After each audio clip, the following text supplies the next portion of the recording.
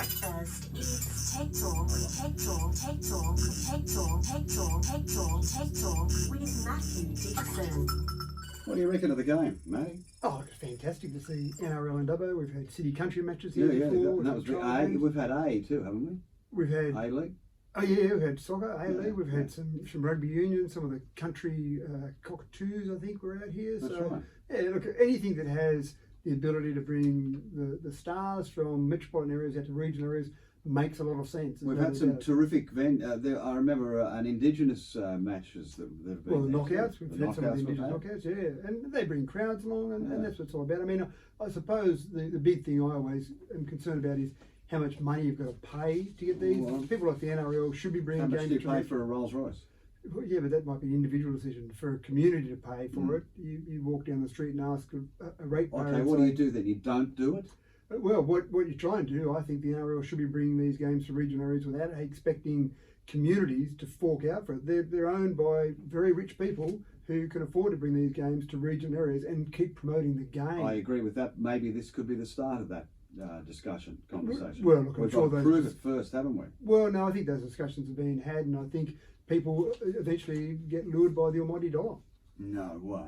Apparently, yeah. You don't run a business for the dollar, do you? You run it for charity. Isn't Access a charity? Well, it Don't you sometimes give feels that way. everyone tell you what, your service is a charity. You've done terrific stuff here. There's been a couple of other Autopilot misuses. A Tesla Model S crashed into a police SUV. If you're going to crash into something, crashing into a police car is not the option. Make it big, don't go out with a whimper, go out with a bang, as the old poem said. And also an autopilot feature built into all its vehicles, advanced safety and convenience features. An Illinois man took a spin in a Wisconsin weekend. One of those burdens seemed to be staying awake. Here we go again with that stuff. Now I read Lamborghini is going EV.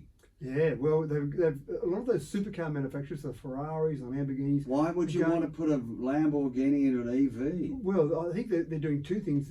The stepping stone is they're often going hybrid, because when you have a hybrid car, you've still got that guttural roar of that beautiful V8 or V12 engine, but combined with that instant torque of an electric engine, and sometimes that sort of performance just blows a normal supercar away. But then I think some of these supercar manufacturers are seeing the writing on the wall, where they're saying if you want performance, EV is how you get that performance. Yeah, well, it's going to be we won't have a choice in 5 to 10 years. That's right. We'll go. What happens to the cars that we're now driving? What will happen to them? They will keep being driven. Until you run them into the ground. Yeah, basically. They'll be traded in, and then someone else that mightn't have as deep a pocket might buy them. They'll keep the same as now. When you buy a petrol car, or you bought a petrol car 30 years ago, it might be on the road still. You might have sold it, and it might have been sold 5 more times. But eventually they get to the stage where it's just not economical to keep running them. What do you reckon the resale value of an EV will be? Say a Tesla. So the reports are already in that resale value of a Tesla is much higher. In fact, when you go to a bank and say, I want to lease a vehicle, if it's an EV, they will let you have a higher residual value at the end of that lease. The balloon. The balloon, is higher. So banks do their calculations, and they're usually pretty close to the mark. So for them to say an EV is allowed to have a higher balloon at the end means that the resale value of an EV is much higher, because there's fewer moving parts, there's less to wear out on an EV. How long do you reckon an EV would last? Well, I know one report in America where the guy's got a Tesla and it's been driven for over 1 million miles so far. The main expense of an EV is just put new tyres on it. Yeah. Okay, so we buy, how much would an average Tesla say cost? You start from about $65,000 for a Model 3. Yeah. When you drive out a car from a car yard these days, the minute you drive out of the glossy showroom and the lino that you can see your face in, it halves in value, doesn't it? Yeah, I'm not sure it halves, but it certainly reduces Pretty close. Yeah. How much does a Tesla devalue as soon as you drive it out of the lot? Yeah, I would suggest any new car will still devalue when you drive it out the lot. Paid out 65 grand, it's all of a sudden gone down to say 40. Well, no, you've got people that are selling 2-year-old Model 3 cars for 50 grand. So they're not dropping anywhere near as much as a new car. You're buying it, but the car place to whom you take this Tesla ain't going to give you 40 grand for it. Well, after 2 years. And this is the thing. They will say, we'll give you 25, and then they put it on the lot for 40. Well, this is the thing. They don't have a lot. And this is where Tesla is blowing up the whole way that cars are sold. You go online and order your Tesla, and a semi-trailer turns up outside your house a week later with the car on it.